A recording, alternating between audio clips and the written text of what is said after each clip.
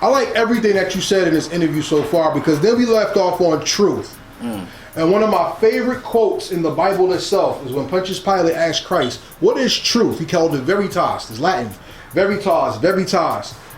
Truth is pain. There's nothing more clarifying than pain. That's what makes the Joker Batman's perfect villain. Because when Batman has to save the city, through cleansing it, the Joker knows the only way to cleanse something is to burn it down and raise it back up.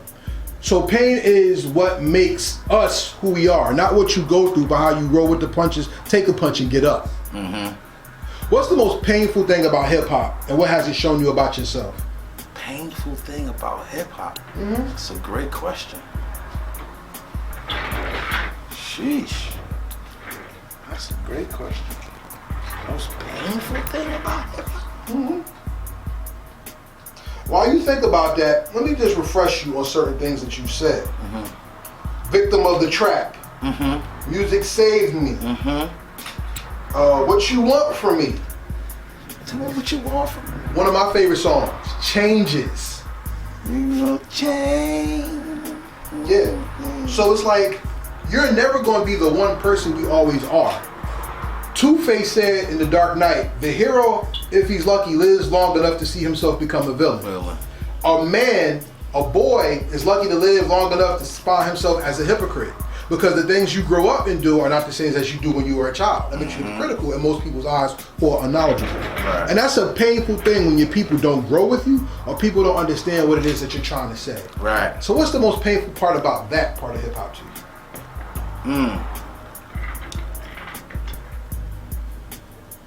It's the being misunderstood. Good point. The being misunderstood, right?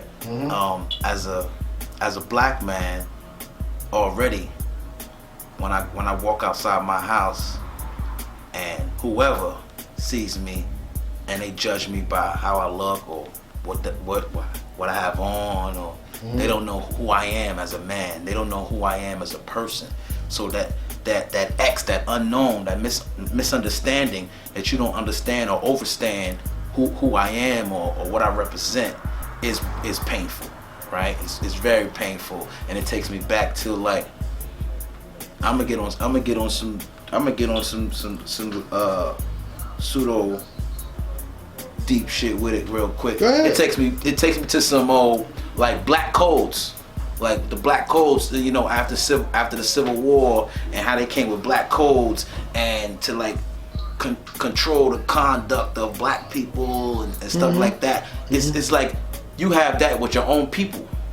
Yeah. You have that black with tax. right. You have that with your own people, and how they could judge you or say, or project something on you and say, oh, because you come from this environment, you come from this area or this community, you were supposed to be this. Right. You were supposed to be that. And when you choose to go a different route, or say, nah, I'm different, or I'm not that, that's the most painful. That it's the misunderstanding. That when I say, yeah, I'm the curator of culture, I'm the young griot, you know, I love Basquiat.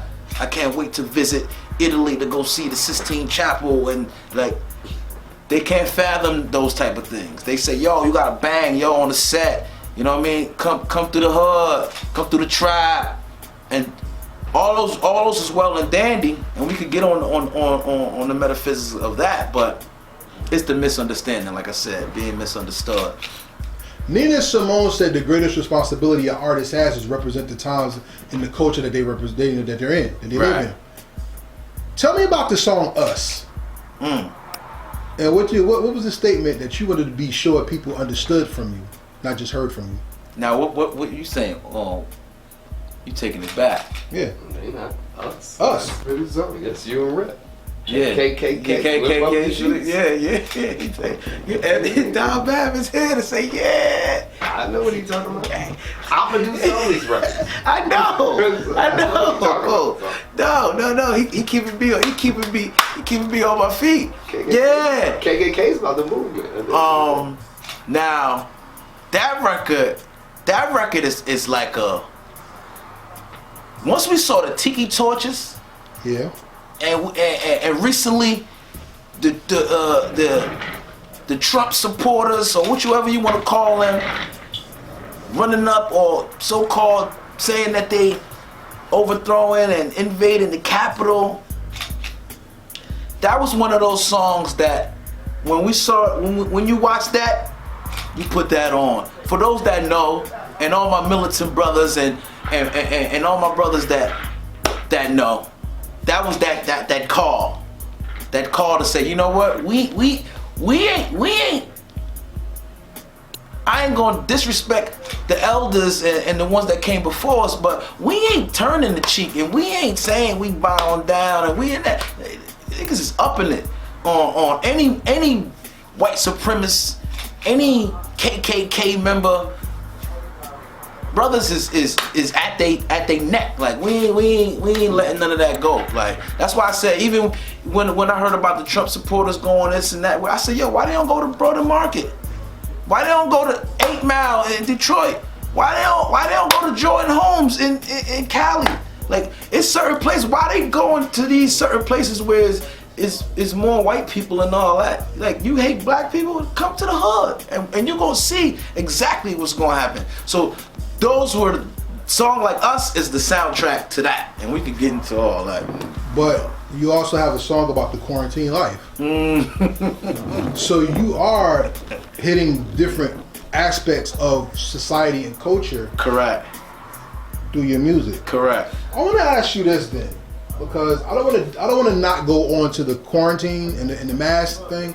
I want to go into this because I think this is very important. Because we talked about pain. Right. What makes your pen the most creative? When you're happy or you're going through something? That's a good question. That's a very good question. I'm gonna say when I'm happy, okay, that I get more creative than pain. Cause I got a lot of trauma. I got a lot of shit that I still ain't get over.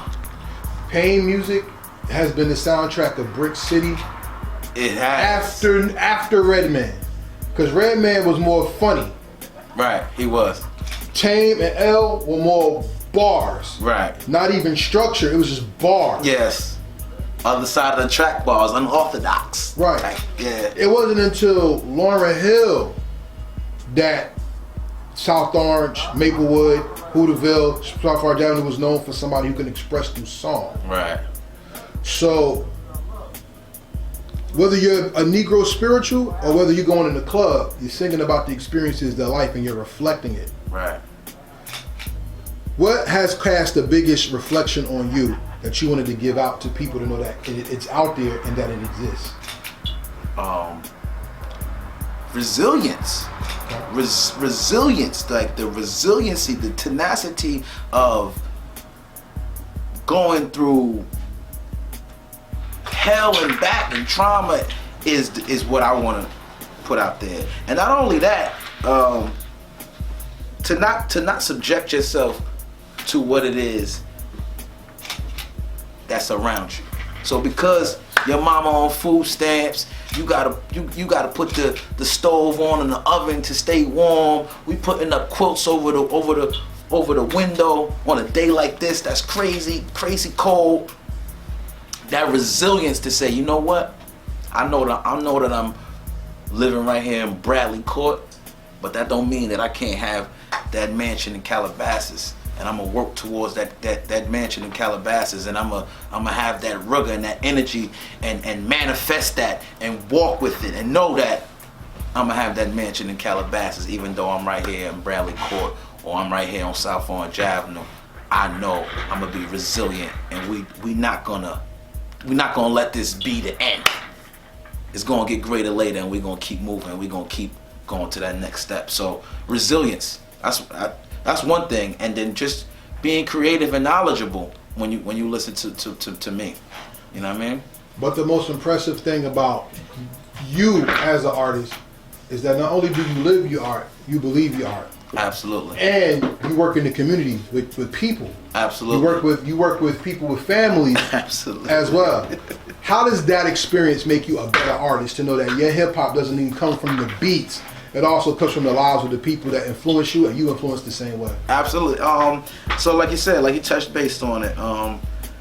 In my career path, I'm social work and deal with the people for numerous years now, and I feel like I have a connection to understanding, engaging how people feel, and how people think, and just the socio-economical aspect of life. I bring that to my music as well. Like I said, I try to differentiate. I'll try to not to bring the work life into the music and into the creative and into the lab, but it does correlate, and it does come together. It does, because shout out to your producer, because the producer will always bring another voice out of you that maybe you didn't want to express at the time. Absolutely. And shouts out to Don Mav. AMG, you already know, savages, sophisticated savages. AMG, Don Mav, the Oracle, my big bro. He always does that. Like, it's like, the crazy thing, we both Capricorn, so we bump heads like every day, all day. Like, so it's like, he always gonna pull and pull and pull, and I'm a defend and say and reflect.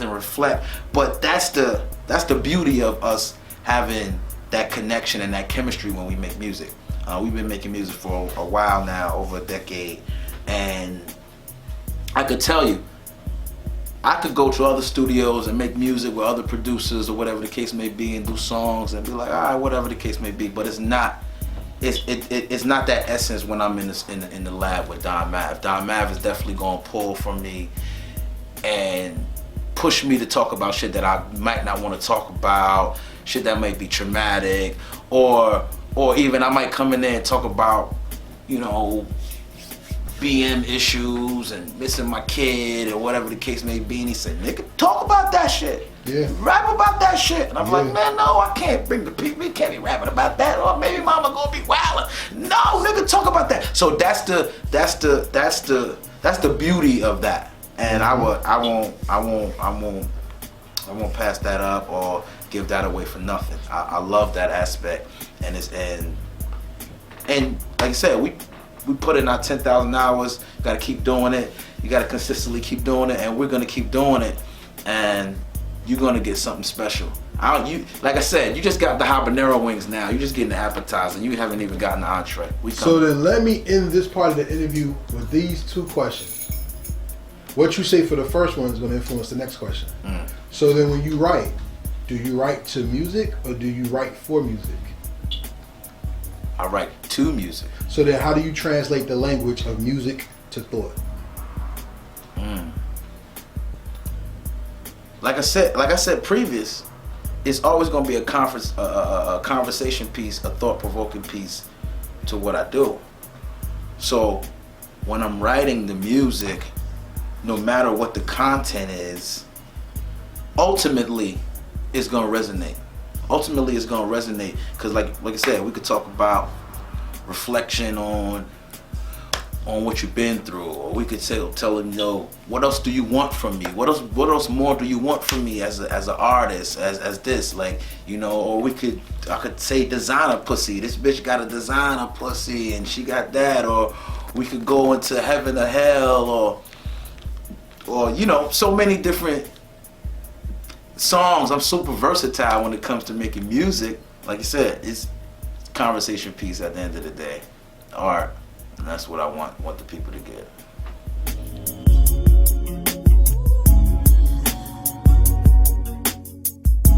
Thank you for watching our presentation. We ask that you subscribe to our YouTube family and hit the notification bell for updates. Please like, comment, and share this video.